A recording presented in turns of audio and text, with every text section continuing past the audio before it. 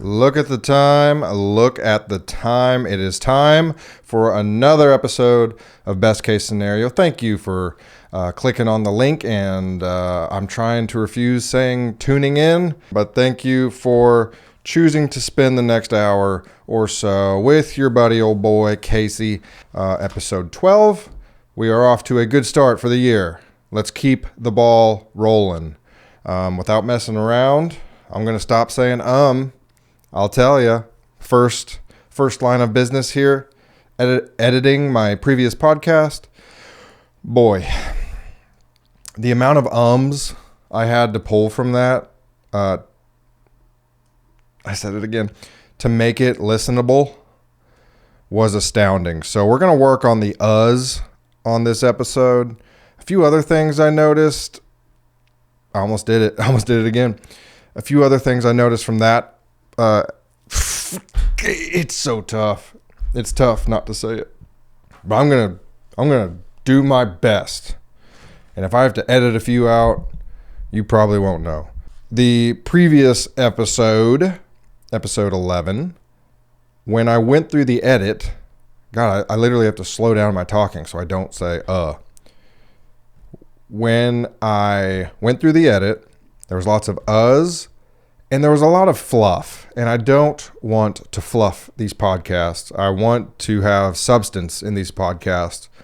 So we're just going to, I'm trying to make it not a lot more, but, just more structured, more of an agenda, and stick to that. So I learned a lot from the previous podcast, and I hope to continue as these go, employ those lessons and not make the same mistakes that I did on previous episodes. Meaning, I hope the quality of these podcasts goes up and not down or sideways. I would like to continue to get better at these, and editing yourself might be the best way to do that because it reveals a lot of things that you didn't know about yourself. So let's get to some notes here. We had a tax appointment this morning. That went well. I always feel like I am smarter leaving a tax appointment. I used to do TurboTax. I think TurboTax is really nice for the person who is employed, and I don't know what the sheet is that you got to fill out. I don't know, W-9 or something. I'm not even going to try. Here I'm saying how smart I am in the tax bracket. I'm not.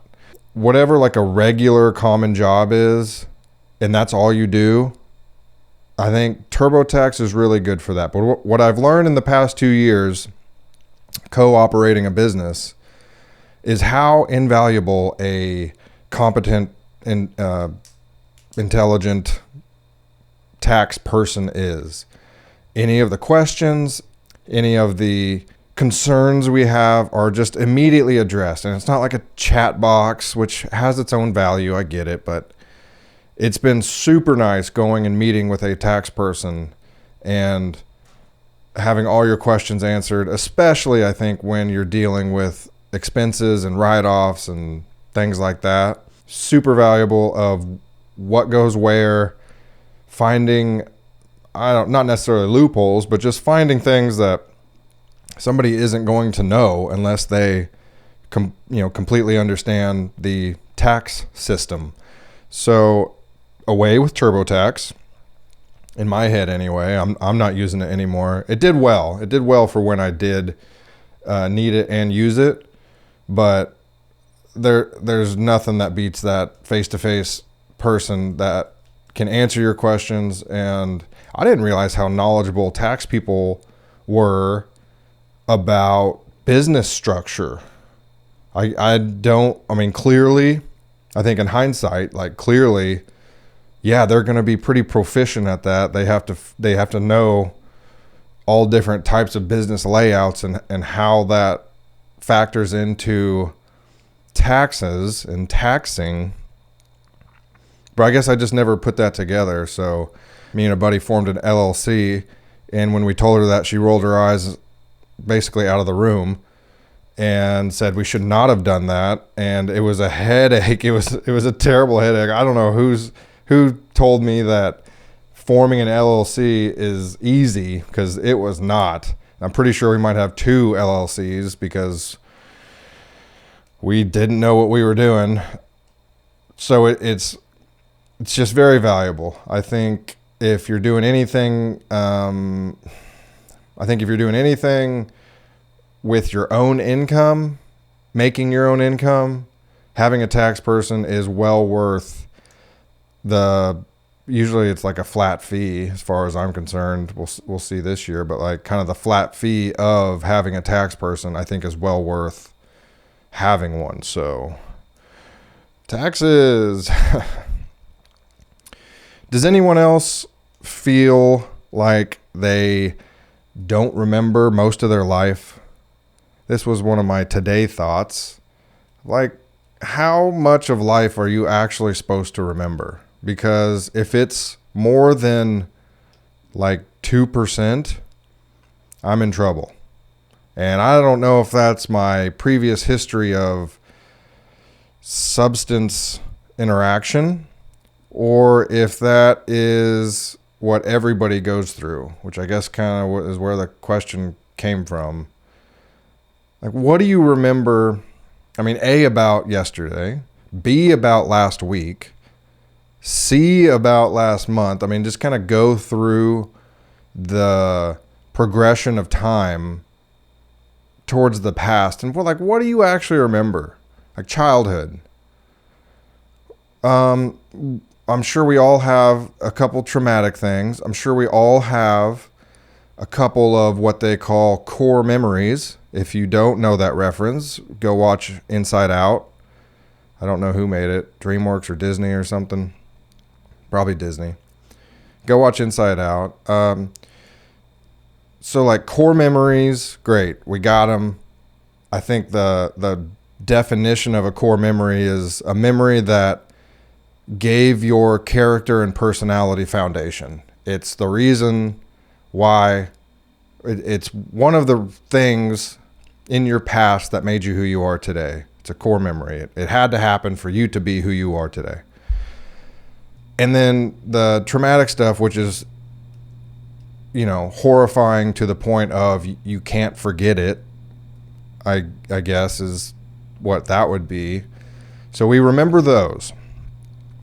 But the day-to-day, and do you remember when we took you to the zoo? No, I don't remember that at all. And then you look at pictures and it's like, okay, if that's who I was as a kid, if I did have a childhood, if I didn't just spawn in at 31 years old and was given memories of these things, if time progression actually happened and I actually was this infant boy at some point, then I was in fact at the zoo that day. But where's the memory? Where is it? I don't have it. I can't dig deep enough for it. I know there's this whole thing of short-term memory and long-term memory and how the brain stores each of those. But why can't I remember most of what happened in the past? It's not necessarily troublesome. It's more of an observation. It's more of realizing wow, what's there? What's there in the memory that is not so much nervous system, because I think your nervous system remembers more than you could possibly imagine, but the conscious thought of pulling that back up isn't there. And Chris Ryan, one of the psychologists that I like to listen to, I actually haven't listened to him in a long time, full disclosure, but was very impactful on my youth, said something like, every time you remember a memory, you're not remembering the event as it took place. You're remembering the last time you remembered the memory. So you're remembering a memory, not the actual event. And it's so clear how, like they say, eyewitness reports are so unreliable. It's because they're remembering the last time they remembered the memory instead of the actual thing that took place. So in order to keep memories, maybe you have to continually remember them, right? Like that makes sense to me. But memories are constantly happening, obviously. Time is passing. From our human perception, time is passing.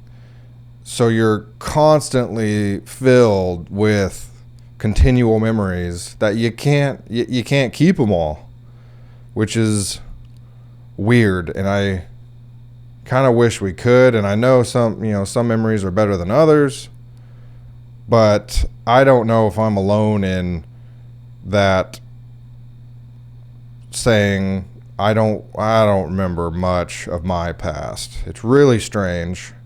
And obviously there are things there that I remember from any year, 5 and up. I don't think I remember much from before 5 years old, which is fair. I think most people don't remember their baby stage. But there was literal years of childhood that might as well shouldn't have even happened, because nervous system remembers those years that I can't consciously recall had an impact and an effect on who I am today. But it's just so strange. It's so strange. That was one of my strange thoughts today. What else? Is anyone actually happy at their job, or is it that you've come to peace with it? Again, I can only speak from personal experience, but pretty much any job I've had, I can think to myself at least a dozen other things I'd rather be doing. Now, have I come to terms and AKA coming to peace with the fact that I have to make an income? Yeah, that's part of it. I think there is an opportunity that you have to go to a different country, but there is places in the world where you can communally contribute, and that is your existence. And you still have a job, but not the formal sense, more of you have a responsibility. You have a responsibility to the community, and that's why you get to continue to survive, because you provide something. And then, capitalism monetized it. And now it's about the dollar amount and what things are worth according to the dollar. And I just feel like one of my dream guests, I know I'm kind of everywhere today. One of my dream guests, he's a dream guest because he found his spot in life. And to me, that's so invigorating and what's the word? Not appealing. See, that was a properly placed that wasn't a stop break from half a sentence or something. It's so encouraging. There's a word, somebody's thinking it right now. I'm sorry, I can't think of it. It's so encouraging to me that somebody has found their place. They're where they're supposed to be. They're doing a societal job that provides something to, say, the world, because anybody in the world can go eat there. There's a little Easter egg for the future. That one was an incidental. That's my fault. He's one of my dream guests because it's you found the spot where you're supposed to be. And as far as I can tell, he loves it. He thrives in it. And he's a professional at it. I mean, truly a professional at what he does. So it's really cool to see that. But there's good livings out there. And to my perception, 96% of those folks, they are at peace with what they do. They don't hate it. It's not taking their life energy from them, but at the same time, there's always something else they'd rather be doing. But to the few folk that make an income on what they would be doing anyway, and maybe that's kind of the indicator is like, if you could be doing anything, making money or not, like take money out of the equation, what would you be doing? And if they say, I'd be cooking up something in a kitchen, or got an environmental buddy, he'll be on. Hi, Trev. I'd be out in the field looking for ways to provide conservation to our local community.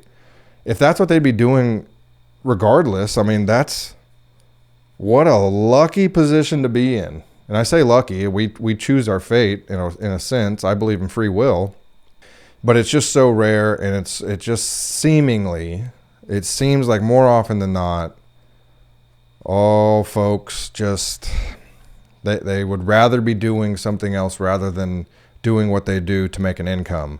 But they do it because maybe it's a good job in the sense of high income or low stress or low responsibility, or a combination of all those things that fit their lifestyle.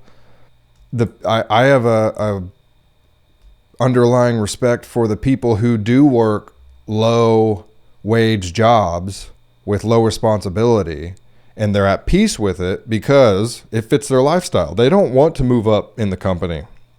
They want to go home after work, grab a bite to eat, and have enough money to pay the bills for the month. And they're good with that. And I respect that. I really do. It's actually, to me, it's very honorable. It's very true to themselves, where they don't say, I'm not a go-getter, or I'm sorry, where they don't say,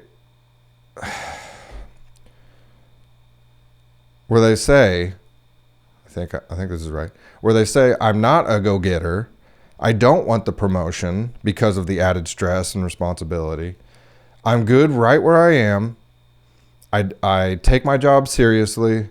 I don't want to lose my job, but I'm fine right here, right at the baseline, right at the starting, the low man on the totem pole. Like, I'm good here. I have a really high respect for those people. I think because they aren't influenced by like the Instagram of the world of bigger, faster, stronger, hotter, richer mentality that I don't think everybody has to have. It's like staying true to themselves in life, and it's almost a form of knowing themselves really, really intimately or profoundly enough to say no. So many of us want to say yes. Yes to the promotion. Yes to the new job. Yes to other things like that. And I feel like most people do that. Most people are the yes people, and let's keep the ball rolling, let's keep growing.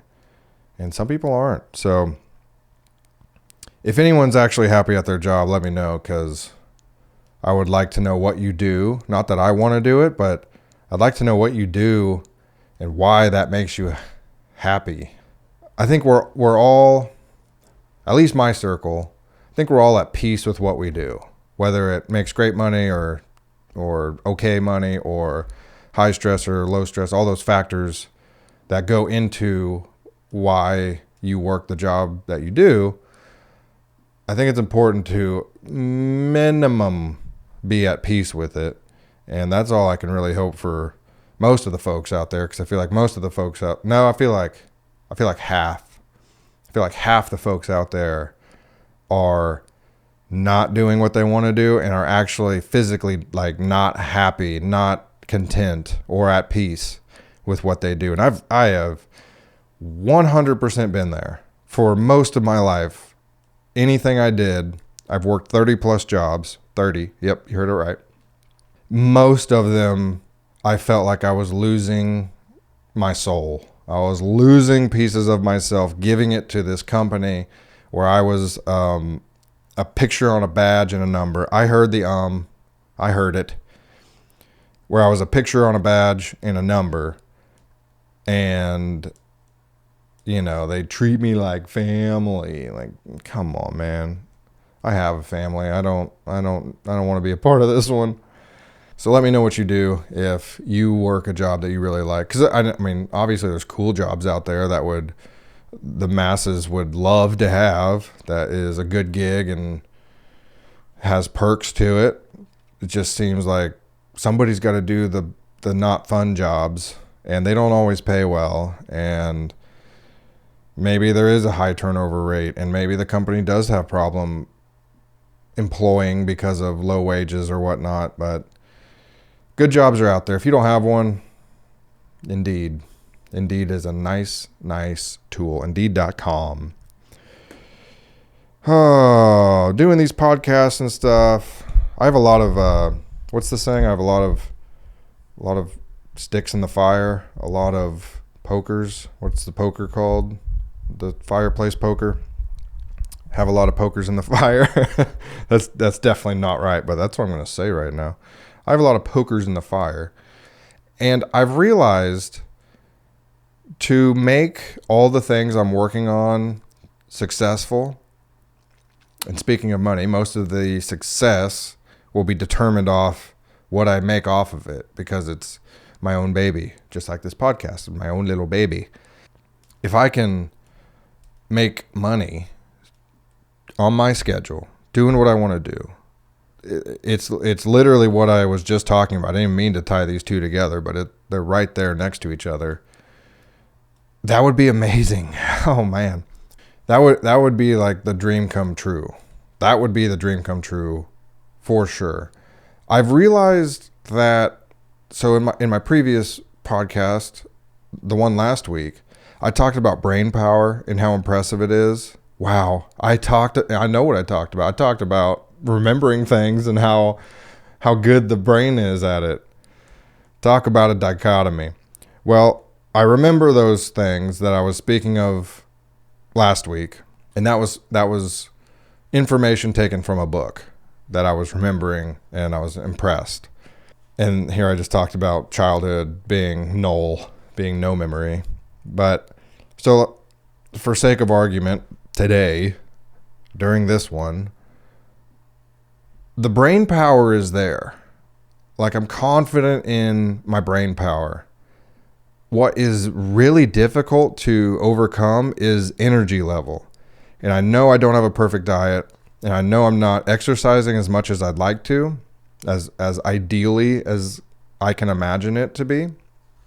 I think if I would to, it has to be like a perfect schedule, because I have 1, 2, 3, 4.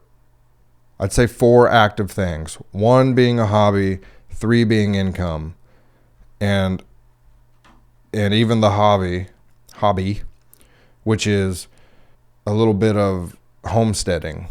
I'd like to get into homesteading, a little more disaster preparation and providing for myself rather than grocery store is kind of the hobby part of that.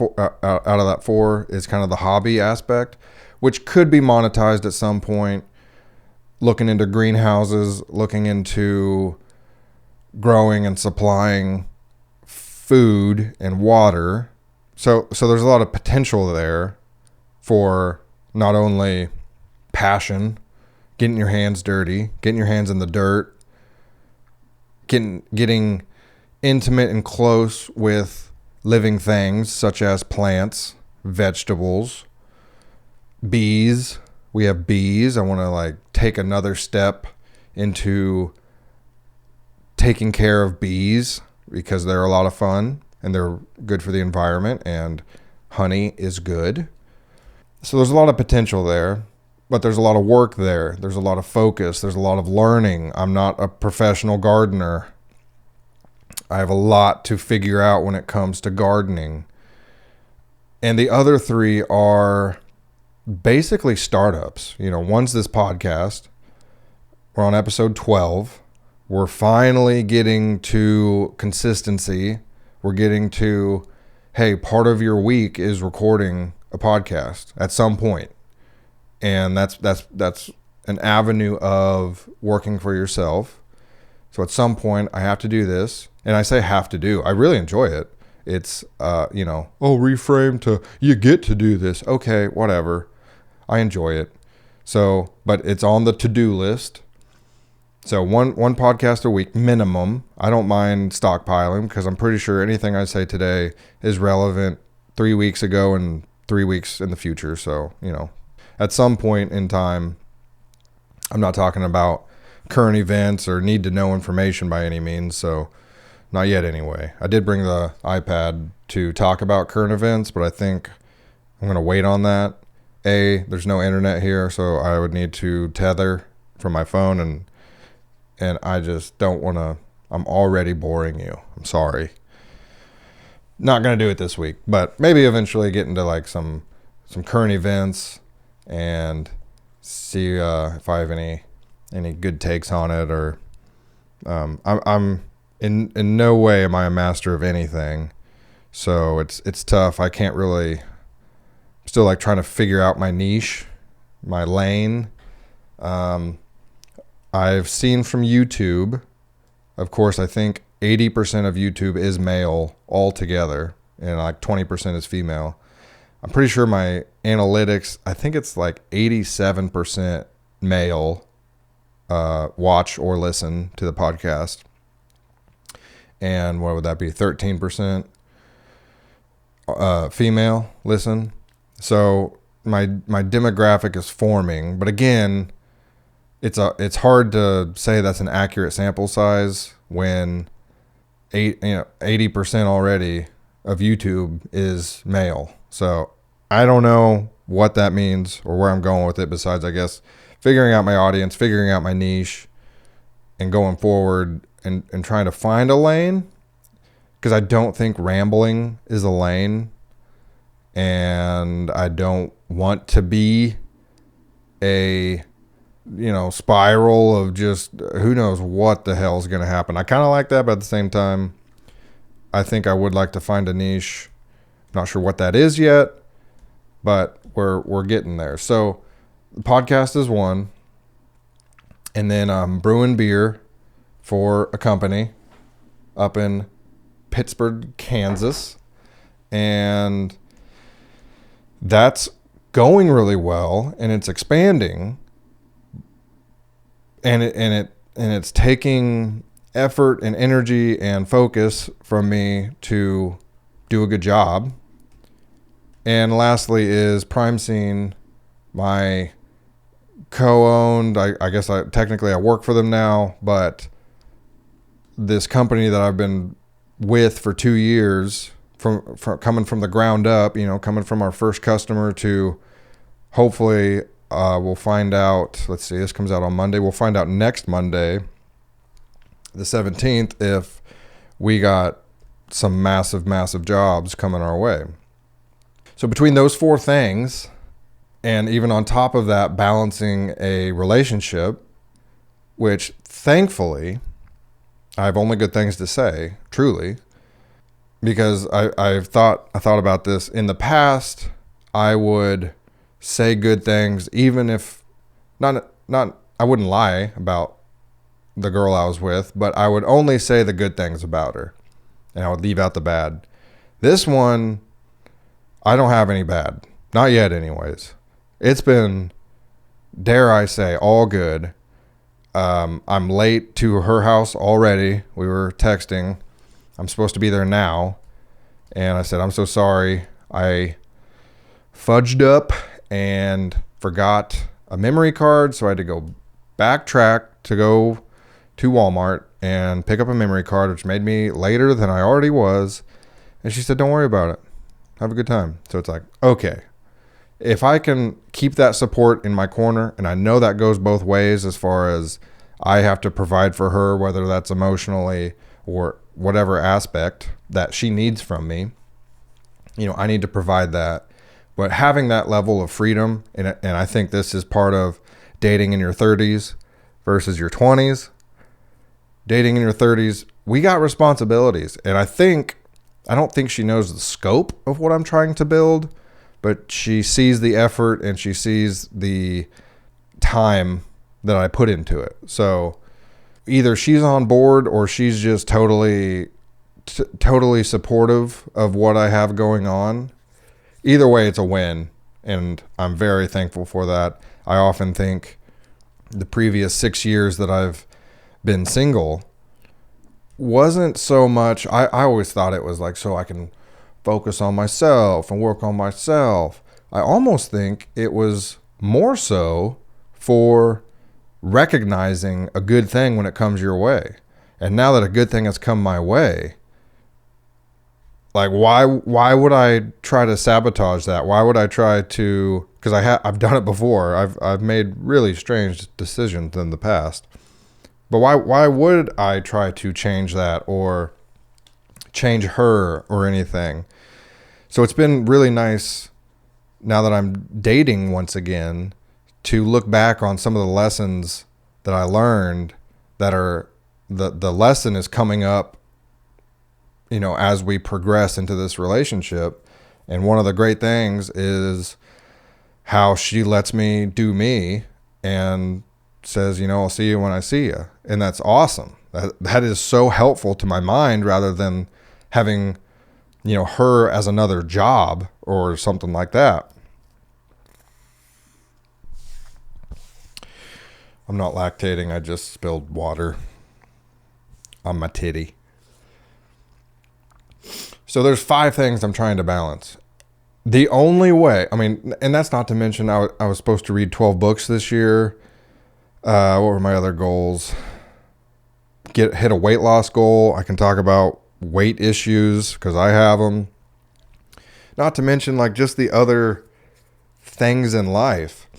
Listen, the only way I'm going to see this happen, because they're all good things.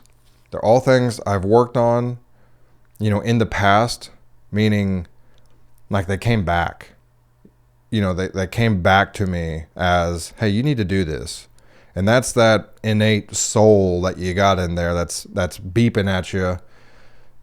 Maybe not constantly, but all of a sudden, you know, you'll have that thing come up that's like, here's what you're supposed to be doing. Why are you watching Netflix? Why are you watching YouTube? Here's the thing that you're supposed to be doing. And that's come up so many times that it's like, okay, well, I'm going to pursue it now. I have a better head on my shoulders as far as decision making and strategic planning. So I feel better equipped to pursue these things. I realize time and time again, it is all about consistency. It's about doing it over and over and over and over and over again. Even when you don't feel like it, motivation versus discipline, choose discipline, do it whether you feel like it or not. I almost put this off for tomorrow, didn't want to, would have rather done it today. Let's go, we're here. Thanks for joining me. I realize that I have to be so smart with my time. It's all about time management. And here I said it's all about consistency. Yeah, well, it's also all about time management. Because what I'll do is like I'll finish one thing. Say it's an edit, because usually it's at home. I don't know how people work from home. It's really difficult. For me it is anyway. If you have like a sectioned off portion of the house where you can legit like lock the doors and have prolonged work sessions without interruption or distraction, okay, you know, you're setting yourself up for good things. But for the common man to work from home, it's tough because you can always take a trip to the kitchen. You can always take a walk outside. You can always, I promise you, there is always something to do in your own house that you would rather be doing than working. So I'll finish like an edit. And edits aren't super taxing on me, on my brain power. There's probably a better word for brain power, but you know, you're on best case scenario. That's what we're using for my brain power and for my energy. It's not super taxing. I'd say we're running at like 40% CPU power, like 40% power for, let's call it 3 hours, whether it's a podcast, whether it's something creative, yada, yada. God, well, I forgot about slow motion. There's 6. I haven't edited any of his stuff for a while, but I'm just waiting for some footage to come down the pipeline, and that'll be more time on the computer getting stuff edited. But like I'll get done, and then it's tough to I think the transition is tough. Like, say now it's time to go outside and collect the eggs from the chickens, or I haven't done any gardening yet, but there's plenty of research I need to be doing. So research some of that. Crypto, there's 7 things I'm trying to invest and learn and see return from, see revenue from. So the list just kind of keeps growing at some point. But like the transition from one thing to another of I have 3 different things I need to do. I need to edit, I need to work out, and I need to do some maintenance on a mower, let's say. So there's 3 different like avenues, and it's tough for me because probably just how I've been like trained through working like a single job for however long. It's like once you're done, you're done. Go home, you're on your own time now. And with juggling multiple things, multiple interests, multiple pursuits, it's been very challenging to transition from one to the next kind of at the drop of a hat. As soon as I'm done with this, it took me 3 hours. I don't need lunch or something. Like let's get to the next thing. That's difficult. Another one is time of day. So I'm not a morning person, but it does help when I get up early-ish in the morning, call it 8 o'clock or something. If I'm up and around by 8, that really helps because I'm more focused rather than if you sleep in, feel like you're groggier for a longer portion of time. And you have more time. Like literally you have more time. So I can get started on something, get some coffee in me, get woken up. I enjoy editing in the morning because I can sit down and let the coffee do its work rather than hit physical labor. Like if I'm working for Prime Scene that day, cutting grass or cutting up a tree or something, and then I have to kind of be moving and on the fly versus taking a slow morning and getting started. But it's with those few things tough because you have to transition. I'm sorry, I'm messing with this pen. I hope it doesn't come through. You have to transition to the next thing when you're done with the previous thing. Prime is pretty much my main income. So if anything, that's going to be what takes the whole day. Maybe brewing beer. If I just don't work that many days brewing beer, it takes 3 weeks to ferment, and size is kind of an issue right now. We can't brew a whole lot because the system that we're on just doesn't support having 5 or 6 different brews all fermenting at the same time or all being held at the same time. Kind of space, I guess. It's just we don't have the space right now. So brewing is slow, but if I do brew, it's for sure an all-dayer, and I'm pretty exhausted at the end. And I don't want to negate the value of rest, but here's the problem is at like 5 o'clock, 6 o'clock, something like that. And I know we've been going through winter, so the daylight thing is kind of messing with me. I think daylight savings is right around the corner, so let's go. But when I'm done, especially on a heavy physical day where I was physically told, TOLLED, when I was physically told, it's really tough to like do something else that evening. And most of the time my evening consists of like YouTube, maybe some gaming, some things that don't progress me. They don't help me. They are enjoyable. I really enjoy them. Arguably, maybe they help me unwind, but at the same time, do you fall asleep great after staring at a screen for 2 hours?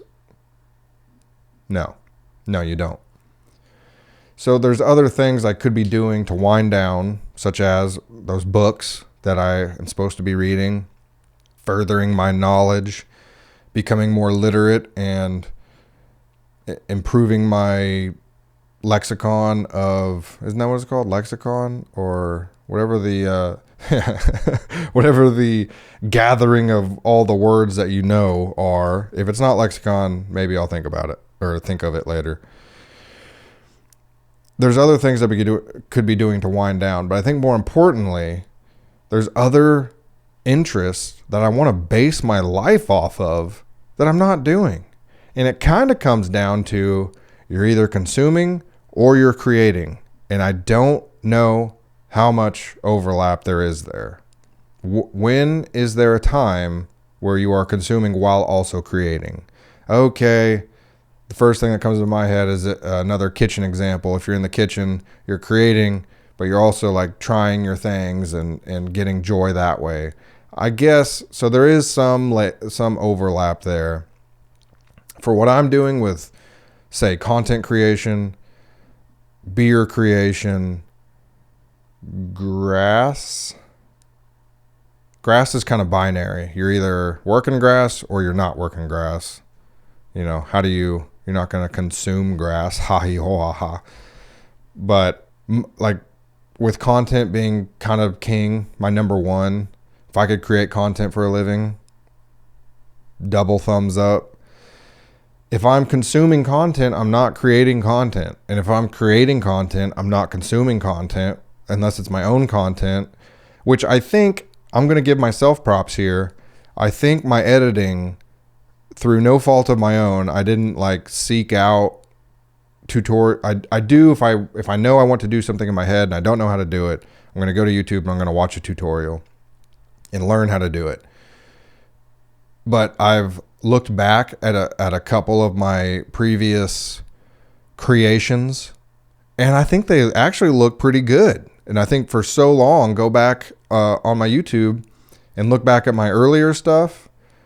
They're long and drawn out, and there's like no hook at the beginning, and shots are too long. Most of it's too long. There's too much fluff. Again, I'm trying not to fluff these things. I want them to be of substance, and maybe that's why I'm going a little fast today. Believe it or not, I am more tired than I am wired, but you know how that comes across sometimes where you just don't control what's coming out of your mouth or, you know, how you behave. But I'm really liking how for me, it's a natural progression. It's a rep. I did bad before, and at that time I called it good. I said, this is a good video and I'm going to post it. And it was doing so. It was taking that step, which made my next one better. You know, even if it was 2 steps forward, 1 step back, I feel like there has always been this progression. And I've looked back at a few that I've done recently, say for Prime Scene. Go check out their Facebook page. They have a YouTube as well, Prime Scene Property, if you want to look at that. I say they, it's me and another guy. Go look at those videos, and I'm just a lot more confident with some of the things I'm putting out. Podcast clips are tough, and especially like this one. I have 2 angles. I pretty much have to use like stock footage and subtitles and some stuff that kind of jumps out at on the screen for viewers to give a shit about, because podcasts are slow and long form. So to find short form, like I didn't even do a short for my previous podcast because it's just me.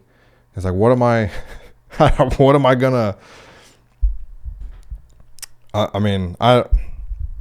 it's tough because when I'm editing the podcast, basically a software cuts it up for me. So I just tell it what camera is associated with what mic.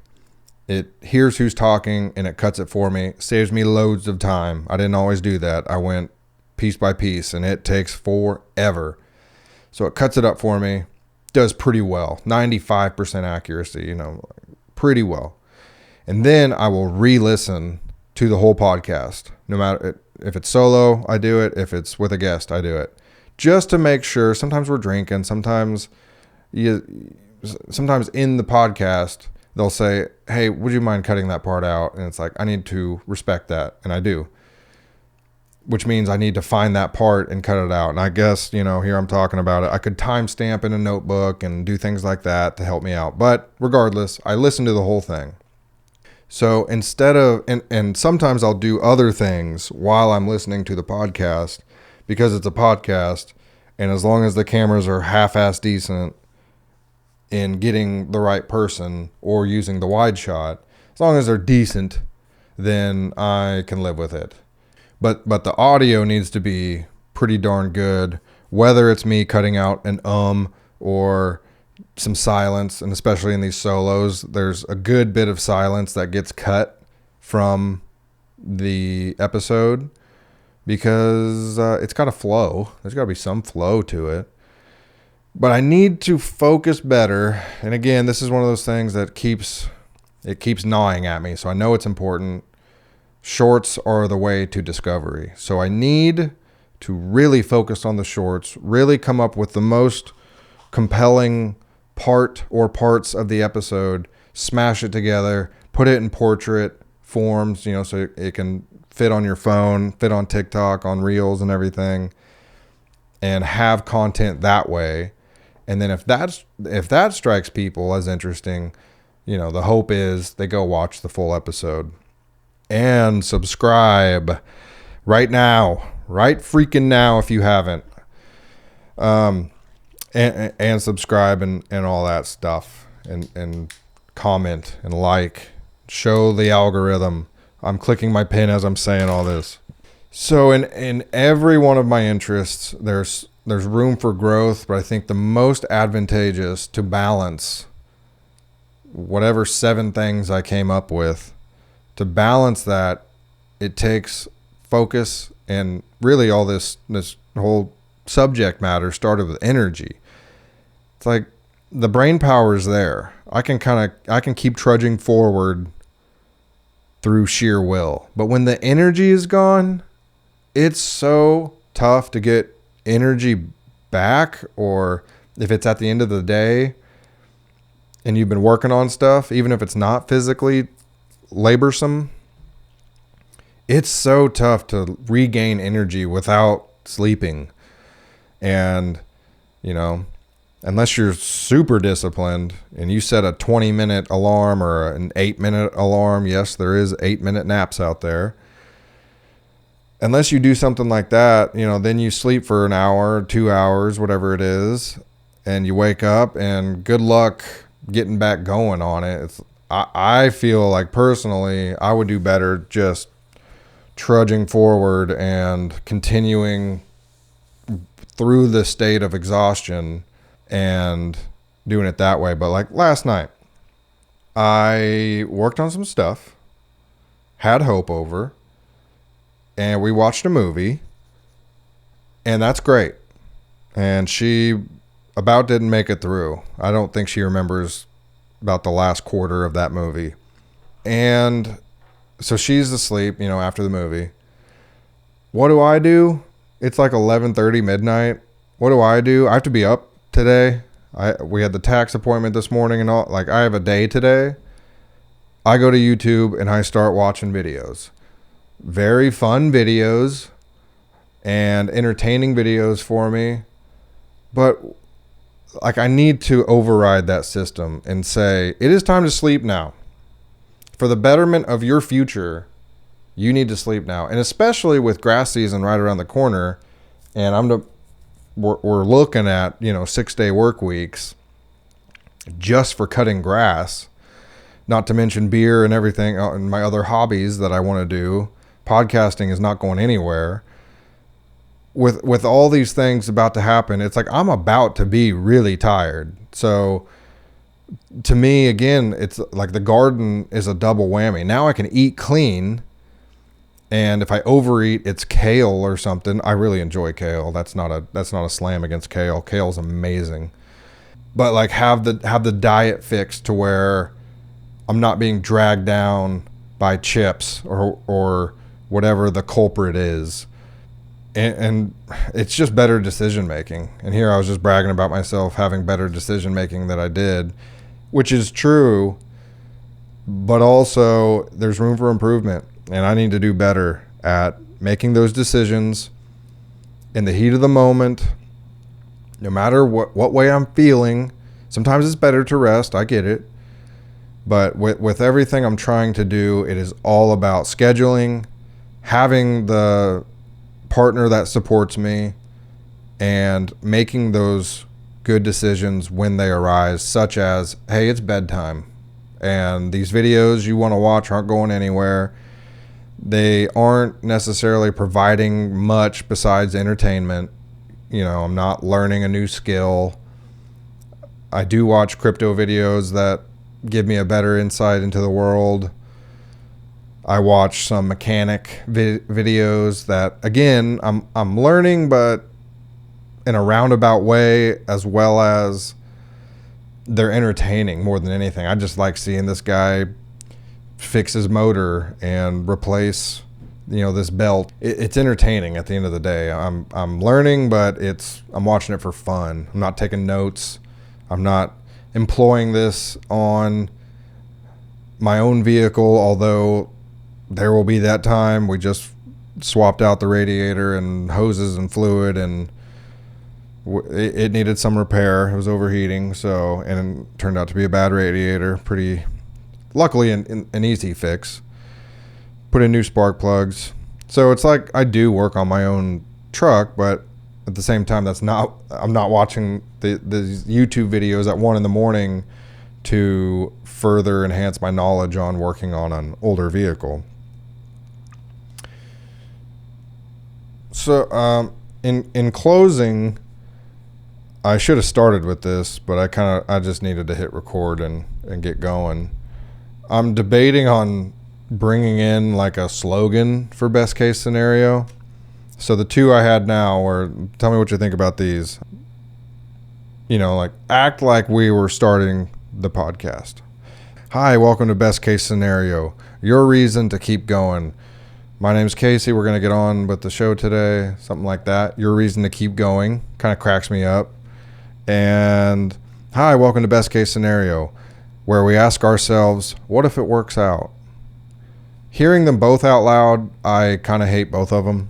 But I would like a little slogan or something. So if you have any slogan ideas, please comment them, because it'd be cool to kind of have something at the start of every episode. I'm just not sure what yet. So in actual closing now, I literally closed my notebook when I'm not done with it. I need to read one more thing. Thank you all for listening to another episode. This one's kind of short. I think the solo ones, I don't really see any reason to drag them on unless people enjoy hearing me drone on, but I don't think that's the case. I want to ask the audience a question. What's one dream you're still chasing?